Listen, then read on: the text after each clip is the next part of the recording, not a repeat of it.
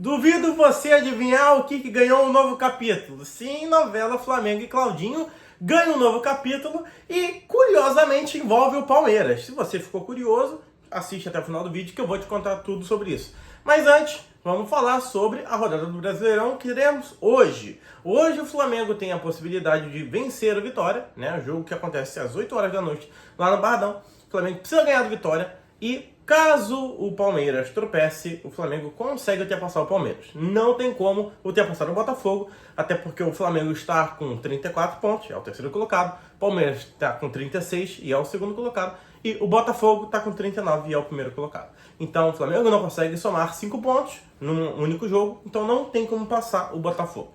Só para contextualizar, o Botafogo joga hoje, 7h30 da noite, contra o São Paulo, se eu não estou enganado, lá no Morumbi, então é bem importante torcer para que o São Paulo consiga arrancar uns pontos do Botafogo e, se possível, ganhar do Botafogo para segurar o ímpeto do Alvinegro e torcer para que o Fluminense aí consiga pelo menos um empate contra o Palmeiras. Esse jogo acontece no Maracanã. Então, assim, temos a possibilidade de ver o Palmeiras perder ponto e do Botafogo perder ponto. Eu acho difícil o Palmeiras não pontuar em cima do Fluminense, por mais que seja no Maracanã. A bola rola 9h30 da noite para essa partida, mas o Fluminense não vem numa boa fase e o Palmeiras, a gente sabe que joga, por mais que jogue mal, ele acaba arrancando o ponto de seus adversários.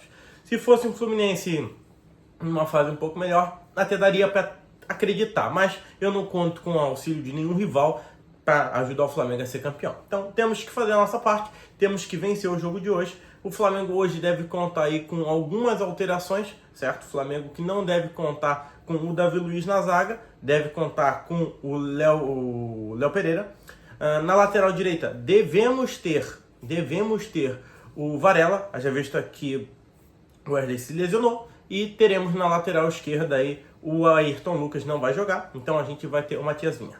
Na volância é onde o bicho pega, porque o pessoal do Flamengo tá bem desacreditado com o Alan, mas vão colocar o jogador para atuar e o Flamengo vai dar aí o descanso pro Pulgar. Acontece que a torcida do Flamengo não quer que o Alan jogue, a torcida do Flamengo gostaria que o Léo Ortiz jogasse improvisado. Isso já gerou bastante burburinho, bastante debate na internet. A torcida pede o Léo Ortiz e o Tite vai colocar o Alan. Tem toda aquela questão de meritocracia, o jogador da posição.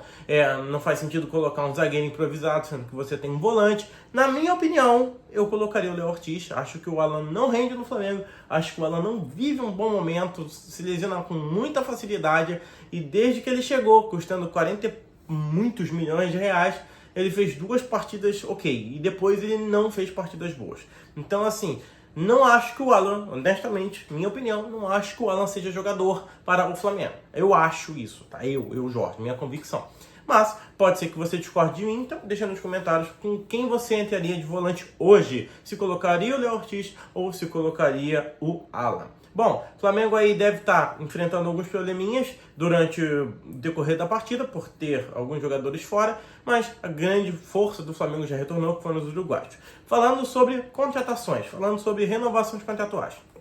Primeiro, o Lohan deu um passinho atrás, porque o Flamengo não relacionou ele para os últimos 2 jogos, Criciúma e Vitória, e aí os empresários estão querendo ver qual vai ser a visão do Flamengo, qual vai ser o plano para utilizar o Lohan.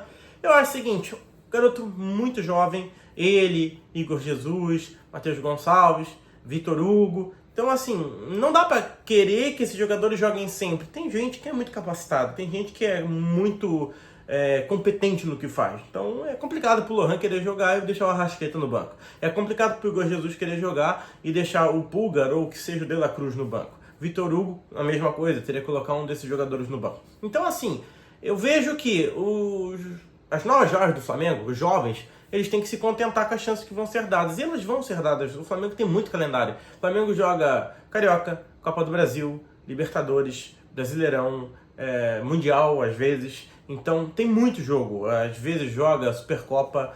Então, assim, tem muito jogo. E com toda certeza, os jogadores que estão ali não vão dar conta de todos os jogos. Eu estou dizendo os titulares. Então o Flamengo vai precisar de 2 a 3 times. Nessa mesma situação, se enquadra, por exemplo, o Gabigol, se enquadra o Léo Ortiz, se enquadra todos do elenco do Flamengo, porque o próprio Tite disse que vai dar chance para todos. Então, O Lohan, tudo bem, eu entendo que a staff do jogador tem aí o medo de que o jogador fique no banco, até por toda a questão que está acontecendo com o Matheus Gonçalves, que eu já vou explicar para vocês. Então aí existe um receio de que o jogador não tenha ritmo de jogo e perca aí a sua ascensão, porque ele está com um nome muito bem visto. Então o Flamengo pode ser aí que tem alguma dificuldade para renovar com o Lohan, mas eu duvido que o Flamengo não vai renovar. Ele é o jogador mais promissor dessa nova geração do Mengão. E com o Matheus Gonçalves, o que está acontecendo, Flanalista? Bom, todo mundo sabe que o Matheus Gonçalves não está tendo muitas chances e quando ele entra em campo ele não atua muito bem, ele não performa muito bem. E ele tem uma rivalidade muito grande pela ponta. Ele tem Bruno Henrique e ele tem basicamente o Everton Cebolinha. Então são dois jogadores que já fizeram muito pelo Flamengo. O Cebolinha é mais recente e o Bruno Henrique é um jogador histórico do Flamengo. Na ponta direita, ele perde um pouco de vaga para o Luiz Araújo e assim... Eu acho que é mais fácil para ele entrar na ponta direita do que na esquerda, mas ele é ponta esquerda. Então é complicado para ele atuar na ponta esquerda. No meio campo é mais complicado ainda, ele só teria chance na ponta direita, só que eu já avisei isso para vocês. O Flamengo não costuma utilizar muito bem em ponta direita. E o ponta direita que o Tite quer é um homem mais a marcação, de recomposição, aquele REC 4 que ele pede, recuperação de bola em 4 segundos. O Luiz Araújo faz muito bem isso. O Matheus Gonçalves não faz tão bem. E aí o Red Bull Bragantino quer contratar o jogador por cerca de 6 milhões de euros. Isso daria hoje por volta de 38, 40 milhões de reais. O Flamengo estuda a possibilidade e pensa em vender o jogador, mas dificultando graças àquela antiga negociação do Flamengo com o Léo Ortiz, que o Bragantino dificultou demais, o Flamengo quer dar a mesma moeda, o troco, né? Eu não venderia o jogador, eu acho que o jogador é muito promissor, eu emprestaria o atleta, emprestar é uma coisa, vender é outra. Pra quê? Pra que o atleta tenha aí a visibilidade, tenha a vitrine que ele deseja, porque eu já disse isso aqui. Pra mim, o Matheus Gonçalves é um dos jogadores mais habilidosos que nós já vimos. Ele é muito talentoso, ele tem aquele 1 contra 1 muito bom, aquele 1 contra 1 muito natural. O jogador brasileiro das antigas que vinha, driblava, é isso que o Matheus Gonçalves representa na minha opinião. Então eu não venderia o jogador, mas o Flamengo aceita a negociação, provavelmente vai vender o atleta, não na integridade, 70% dos direitos, mantendo 30% para si, mas deve vender o jogador. Então assim, acho que é de novo o Flamengo cometendo o erro que o Jorge Jesus já havia dito, inclusive hoje é aniversário do Jorge Jesus, o Flamengo vende seus jogadores mais promissores por preço muito módicos, por preço barato. É complicado.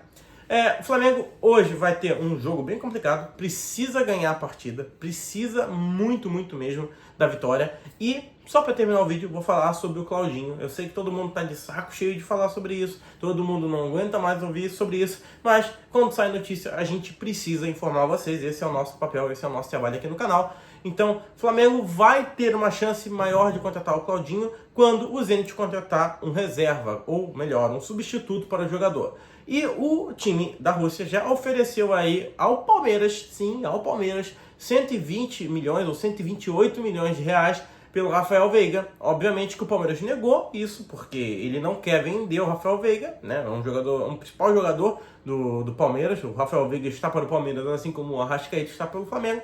E óbvio que eles não venderiam o jogador, sabendo que iriam se prejudicar e facilitar a vida do Flamengo, que aí conseguiria a contratação do Claudinho. Mas o que indica é que o Zenit, em teoria, cedeu à pressão do Claudinho, que fez ontem uma reunião com os dirigentes e expressou novamente o seu interesse de sair do clube russo. Então agora o Zenit começa a se movimentar no mercado para contratar um jogador que faça a mesma função do Claudinho. Para você que viu o vídeo de ontem, ou se você não viu, veja.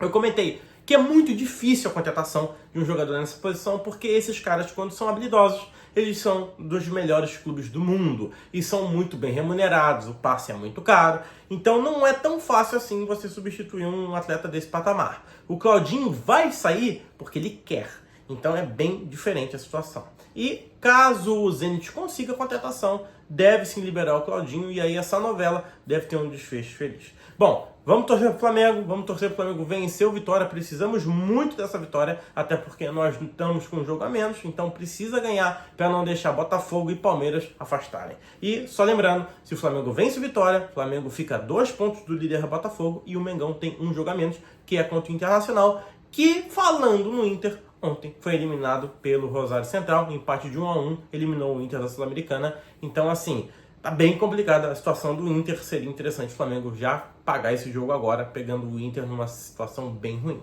Bom, esse é o vídeo. Se inscreve no canal, deixa teu like, deixa teu comentário, compartilha com teus amigos e aciona o sininho da notificação. Fui!